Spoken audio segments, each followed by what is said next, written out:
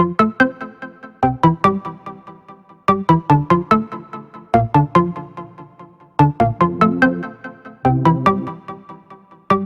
prima zi de noiembrie a anului 1989, o veste teribilă șoca opinia publică. Celebra cântăreață Mihaela Runceanu, una dintre frumoasele vremii, fusese ucisă în locuința ei din șoseaua Mihai Bravu din București. O moarte violentă, ciudată, bătută, strangulată, cu părul ars. Criminalul Daniel Cosmin Ștefănescu, un tânăr de 21 de ani care îi aducea frecvent divei casete video. Părinții Mihaelei Runceanu păstrează și acum lucrurile fiicei lor, chiar dacă au trecut 34 de ani de la moartea ei.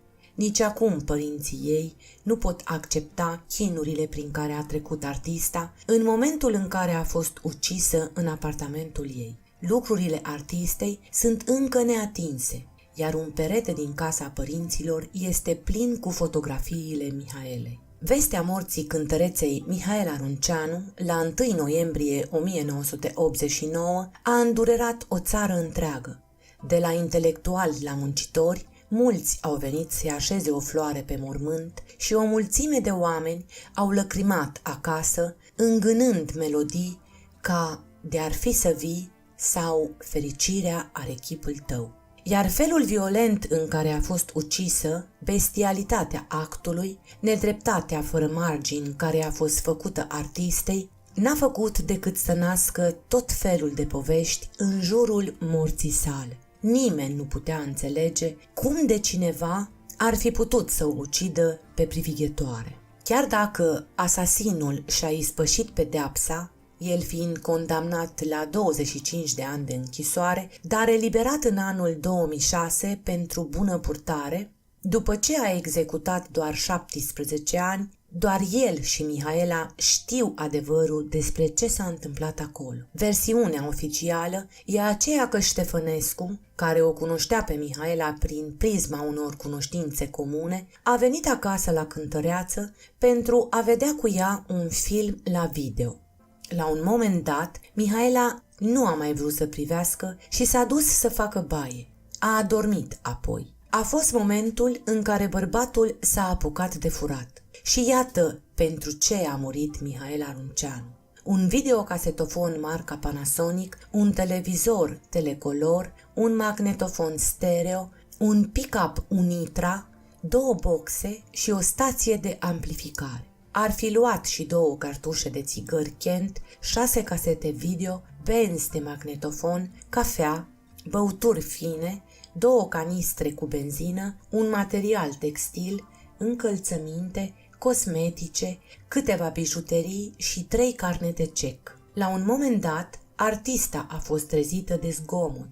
A fost momentul în care bărbatul a sugrumat-o. Mihaela a leșinat, dar apoi și-a revenit. Văzând că mișcă, Ștefănescu a smuls din perete cablul telefonic și a sugrumat-o din nou. Pentru a fi sigur că va putea fura în continuare în liniște, s-a dus pe balcon, de unde a luat o canistră de benzină și a turnat combustibilul pe covor, dar și pe patul unde se afla cântăreața. A dat foc și a plecat fără să mai privească în urmă. La nici 48 de ore distanță a fost prins și a recunoscut totul. Mobilul crimei a fost simplu, jaful. La ultima întâlnire cu publicul a îngenunchiat. Știa că va muri curând. Mihaela Runceanu a fost înmormântată în 4 noiembrie 1989 la cimitirul Dumbrava din Buzău, orașul de unde se trăgea. Tatăl său declara atunci că a fost nevoie să-i cumpere fiicei sale o perucă pentru că nu mai avea păr. Arsese tot în incendiul din garsoniera sa. Din păcate, previziunile pe care le avea însăși Mihaela Runceanu s-au adeverit. Apropiații ei își amintesc că aceasta spunea că va muri la 35 de ani. Nu a mai apucat această vârstă. A murit la 34 de ani și jumătate. Ultima oară când publicul a văzut-o pe scenă a fost în 28 octombrie în anul 1989 la Sala Radio. Artista a fost îndelung aclamată și chemată la 3 bisuri. A fost momentul în care Mihaela Runceanu a îngenunchiat în fața publicului, este felul în care și-o amintesc cei mai mulți. Părinții Mihaelei Runceanu au fost convinși de la început că tot nu au aflat adevărul. Au convingerea că, la data comiterii crimei, 1 noiembrie 1989, în garsoniera fiicei lor nu a fost un singur criminal. Au povestit părinții Mihaelei Runceanu, care n-au găsit iertare pentru uciderea unicului lor copil. Mulți spuneau la acea vreme că Mihaela Runceanu a fost eliminată de securitate, alții că nu ar fi plătit taxa de protecție impusă de figuri ale lumii interlope bucureștene. Probele o dovedeau, iar criminalul și-a recunoscut fapta. Daniel Cosmin Ștefănescu furase din casa Mihaelei Runceanu mai multe lucruri găsite ulterior în locuința pe care o împărțea cu concubina sa. Ștefănescu avea 21 de ani când a primit pedeapsa de 25 de ani pentru crimă.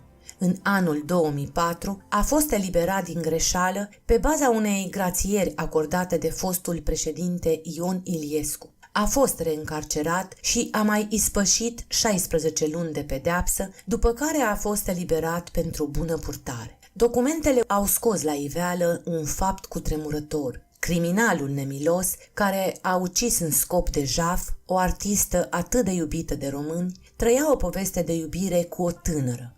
Ani mai târziu, Maria, fiica acestuia, a acordat un interviu. Ea a povestit că iubirea dintre părinții săi a fost neacceptată de părinții mamei sale, tânăra care a și reușit să-și refacă viața după încarcerarea lui Ștefănescu. Maria s-a născut exact în anul morții Mihaelei Runceanu, chiar în luna în care se născuse și artista.